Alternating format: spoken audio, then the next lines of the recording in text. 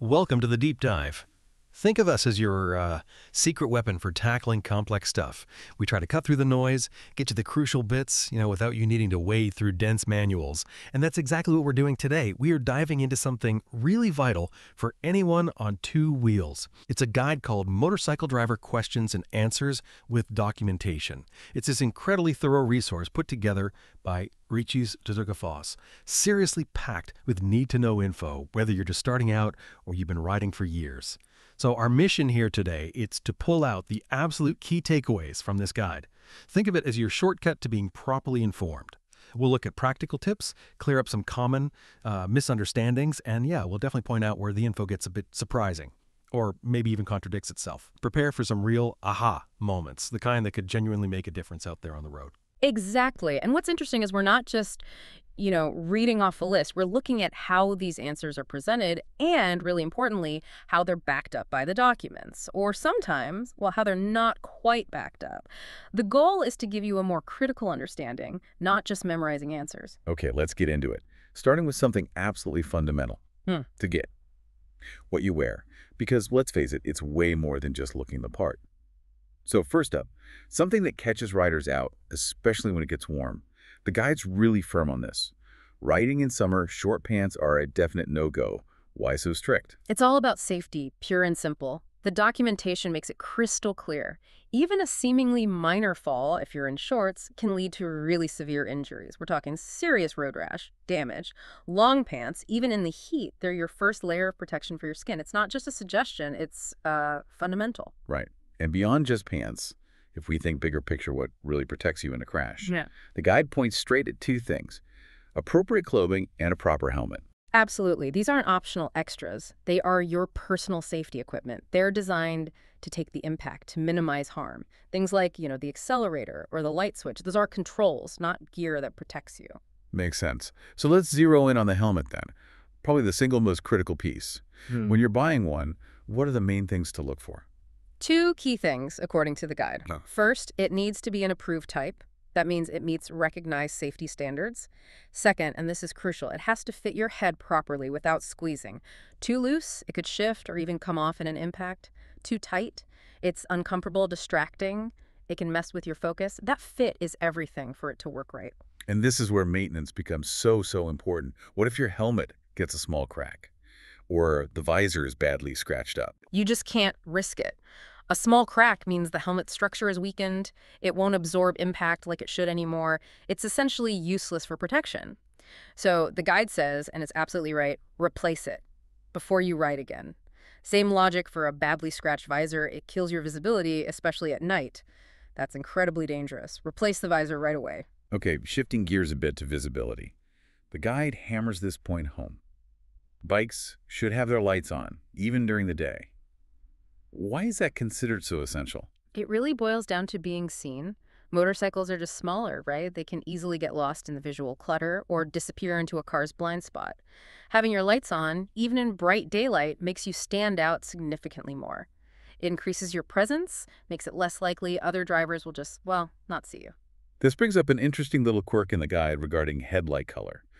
There seems to be some conflicting info here. Some sources cited say the low beam is orange, but another says it's white. What's the deal? Yeah, that's a good example of where you, the rider, need to apply some common sense and know the current rules. Your main low beam headlight, it's almost universally white. That's what lights up the road. Orange lights are generally for turn signals, maybe some specific daytime running lights on certain models, but not the main beam you rely on for seeing. Always stick to standard safety regulations and what's legal where you ride. Good clarification. Yeah. So beyond lights, what else helps make a rider more visible? The guide specifically calls out reflective clothing and white helmets. It's all about contrast. Reflective gear helps you pop in low light, obviously, but even during the day. And a white helmet. It's just way more noticeable than a black one, especially against, say, a dark road or trees. The guide actually flags a black helmet as something that won't help your visibility during the day. All right, let's move from personal gear to keeping the bike itself in safe shape. Tires, they're your only link to the road. What's the core thing to know about how they perform? It's pretty straightforward. Tires work best when they're warm. The rubber compounds need a bit of heat to get up to their optimal grip level. That's why you always need to be a bit more cautious right at the start of a ride before they've warmed up. And what about tire pressure? The guide's advice is clear. Don't mess with it because of the weather. Stick to the recommended pressure and always measure it when the tires are cold. How often should we be checking that? The recommendation is once a week, and it's vital. Underinflated tires handle poorly, they wear unevenly, and worst case, they can even blow out. Overinflated tires, they reduce your grip. So yeah, consistency in checking weekly is key. And that minimum tread depth, 1 millimeter, honestly, on a bike, especially in the wet, you want more than the bare minimum. Now, here's a really important point where the sources clash, and it sounds potentially dangerous. The guide says for tube tires, you need to replace the inner tubes when you replace the tires, okay? But a Honda manual specifically says never put an inner tube in a tubeless tire because it might overheat and burst. That sounds serious. It is serious, and this highlights why knowing your specific bike and tires is critical. The advice about replacing tubes with tires, that applies if your bike came with tube tires. If you have tubeless tires on tubeless rims, you absolutely should not install an inner tube unless the tire itself is specifically marked as suitable for tube-type application. The risk of overheating and sudden failure is very real. Always, always check your owner's manual and the tire manufacturer's specs. Okay, really good to know. Let's talk chain, oil, engine stuff. Your drive chain, how much slack should it have? The guide recommends about 2 to 3 centimeters of vertical movement, measured halfway between the sprockets. That slack is necessary. Too tight, and it puts stress on everything. Too loose, it could jump off the sprocket or, worse, lock up the rear wheel, which means instant loss of control. And keeping it lubricated regularly is just as important, reduces wear, reduces heat. And engine oil. The guide says use the type the manufacturer recommends. Makes sense. But then it gives conflicting info on change frequency. Some sources say every 1,000 kilometers, or if it overheats, while others mention a service light, maybe around 6,000 kilometers. Yeah, that discrepancy probably comes down to older versus newer bikes or maybe different types of use. For most modern bikes, 1,000 kilometers would be extremely frequent. The 6,000 kilometer mark, or whatever your specific bike's manual says, is likely much closer. Definitely use the right type of oil the manufacturer specifies, but for the schedule, your owner's manual is the definitive source. The one thing that's always good advice, though, check the oil level before every ride. It's simple, takes seconds, prevents huge problems. Good habit. Moving to brakes and suspension. What checks are definitely not for the average home mechanic? What needs a pro? Okay, so checking the actual functional performance of your brakes, your suspension, and even the overall engine operation that needs a proper licensed workshop. You can check basics like fluid levels or maybe brake pad wear visually. But testing if the system performs correctly under load, that takes specialized tools and know-how. If your brakes feel off, if they're not effective, or if you see oil leaking from your shocks, which really messes with handling and can contaminate your brakes, don't hesitate. Get it to a professional shop immediately. These systems are literally life or death. Right. We found another point of potential confusion, too. Batteries. The guide mentions checking fluid levels periodically and topping up with distilled water. But modern Honda manuals say their batteries are maintenance-free, no checks needed.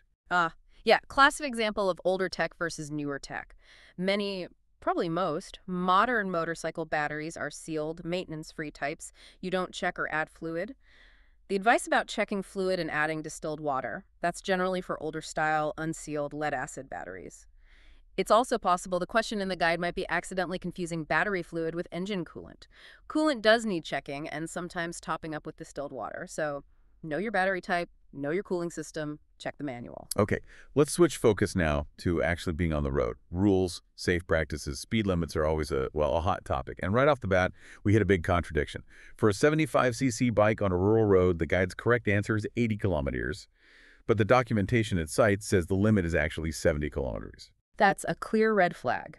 When you see official sources disagreeing on something like a speed limit, the only safe and legal approach is to stick to the lower limit, or better yet, verify with the absolute latest traffic regulations for your area. Generally, smaller bikes have lower limits, especially on faster roads. Relying on potentially outdated or incorrect info is risky. Definitely. Now, one of the most critical safety lessons, especially for motorcyclists, blind spots. The guide consistently warns about avoiding positions where car mirrors won't see you, especially right behind big trucks. This is absolutely non-negotiable. Bikes are small, they vanish in blind spots. If you're behind a big vehicle, you've got two safe options. Either overtake it safely when you can, or hang back far enough so you can actually see around it, and more importantly, the driver can potentially see you. Don't linger in that invisible zone. And if someone's tailgating you, the advice is to gently slow down and increase the space ahead of you. Gives you more breathing room, more time to react. Speaking of positioning, here's another point where the guide's answer seems off. Potentially dangerously so. It suggests the safest spot off a main road is very far ahead or very far behind other cars. But the documents imply that makes you less visible. Right. This needs careful clarification. Being very far away, either ahead or behind, can actually make you less noticeable. You become an outlier, not part of the immediate traffic flow drivers are scanning. The generally accepted safest position is one where you maintain good visibility of others and, crucially, where they can easily see you. Usually that means a safe following distance within the traffic flow, actively managing your lane position to stay out of blind spots. Visibility is paramount. Don't isolate yourself unnecessarily. Makes much more sense.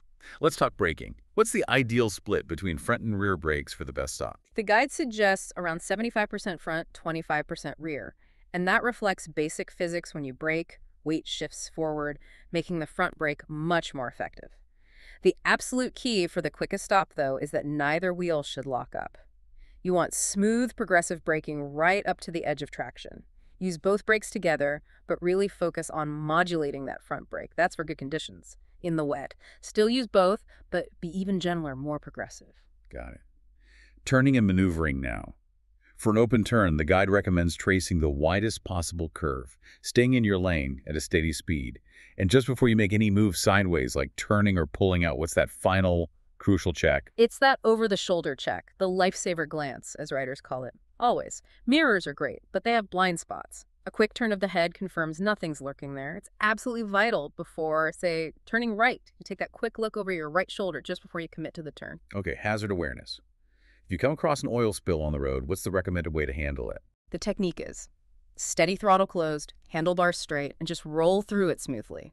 No sudden braking, no sudden acceleration, no sudden steering inputs. Any abrupt action on a slippery surface is asking for trouble. And that caution applies to other hazards too, right? Double your following distance in rain. Slow way down for gravel, and if you see a ball roll into the road, hit the brakes. Assume a child is right behind it. Now, we found a piece of advice in the guide that is just shockingly bad and dangerous. We absolutely have to correct this. It says, if you're blinded by oncoming headlights at night, the correct answer is to close your eyes. Okay, let me be absolutely clear. That is completely wrong and incredibly dangerous. Yeah. Never, ever close your eyes while operating a motorcycle. That's madness. The actual safe procedure, confirmed by reliable sources, is to slow down, make sure you're on low beams, and focus on the right edge of the road, like the white line, to guide yourself until the vehicle passes. Maintain control, maintain vision. That advice in the guide is a serious, potentially fatal error. Wow, okay. Glad we caught that. What about other tough conditions? The guide mentions black ice, that invisible hazard. Describes it as a cold, wet-looking road, but you don't hear tire noise. What's the protocol?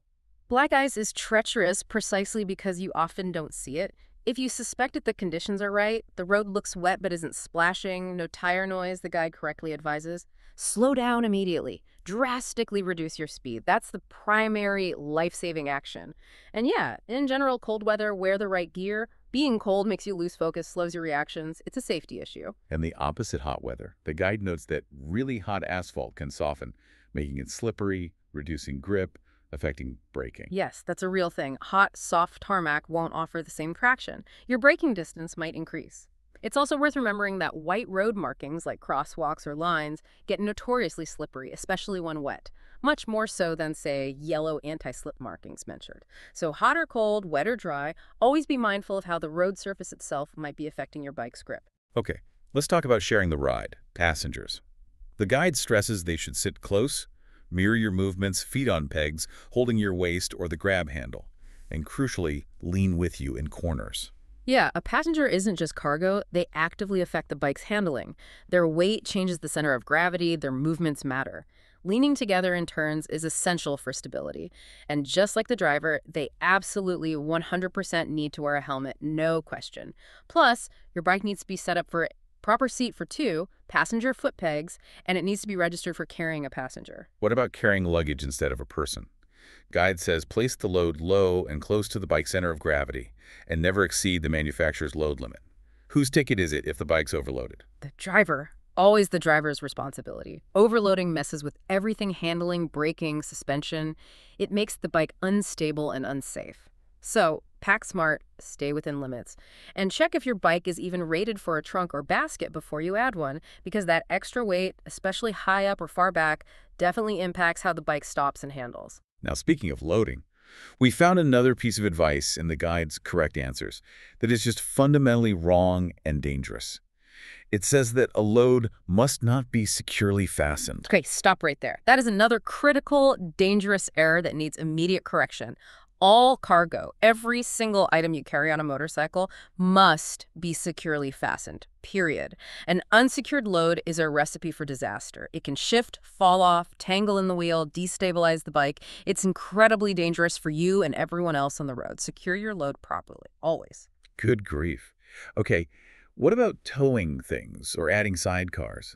The guide and general motorcycle practice is very clear on this. No, motorcycles aren't designed to tow trailers. And attaching side baskets or sidecars drastically alters the handling dynamics in ways most riders aren't prepared for. The documentation explicitly says these are not allowed as they cause serious handling problems. Towing with wheels on the ground can even damage the transmission. It just fundamentally compromises the bike's stability and control. All right, last section. Emergencies, legal stuff. Let's say you have a minor fall or a very small collision. What's the first thing you should do, according to the guide? Even if you feel okay and the bike looks okay, you must do a thorough check. Look for leaks, fuel, oil, coolant. Check for loose parts, bent levers, handlebars misaligned. The Honda manual mentioned actually recommends turning off the ignition, doing a full visual check, checking controls, brakes, wheels. And even if it seems okay to ride slowly, get it to a certified workshop afterwards for a proper inspection. There could be hidden damage. Makes sense. What about the paperwork you need to have with you? Your essentials are your valid driving license for the motorcycle class, the bike's registration document, proof of insurance, and any required tax sticker or proof of payment. Basic legal necessities. And in the awful event of an accident where your passenger is injured, what's the absolute #1 thing you should not do? Do not remove their helmet, ever, unless you are specifically trained in emergency medical response for potential spinal injuries. Removing a helmet improperly can cause catastrophic, permanent damage if there's a neck or spine injury. Leave it to the professionals. Okay. What about that red kill switch on the handlebar? What is that meant to be used? That's purely for emergencies. If you crash, if the throttle gets stuck open, something where you need to cut the engine immediately, that's its sole purpose. And related to emergencies caused by distraction, the guide confirms no headphones connected to music players while riding, and use your mobile phone only when you are safely stopped off the road. What about penalties? The guide mentions consequences for things like pollution or excessive noise. Yeah, they're taken seriously. Exceeding legal limits for emissions or noise can result in fines and, importantly, immediate removal of the bike's registration documents, basically taking it off the road until it's fixed and re-inspected. Some sources also mention potential license suspension, especially linking noise to dangerous driving, which itself carries heavy penalties like fines and temporary loss of both license and registration. The message is clear. Modifying your bike illegally or riding recklessly has significant consequences, primarily because it endangers yourself and others. Wow, okay. We have definitely covered a lot of ground today, from the finer points of helmet fit to the critical mechanics of your bike and navigating the road safely. This deep dive into Aris Zografos' guide really shows that safe riding isn't just about memorizing rules, is it? It's about informed choices, constant awareness. And being critical of the information you receive. We found some really useful stuff, cleared up some confusing bits, but also, crucially, flagged some advice that was incomplete or even dangerously wrong. The aim wasn't just to inform you, but to make you critically aware, especially about those points where getting it wrong could have severe consequences. Absolutely. So as you head out there, here's something to think about. Beyond the official rules, what's one piece of, let's call it unwritten wisdom, something only experience teaches that you feel is key to truly staying safe on a motorcycle? And maybe, how can we all get better at sharing that kind of hard-won knowledge to help keep everyone safer on the road? Something to ponder.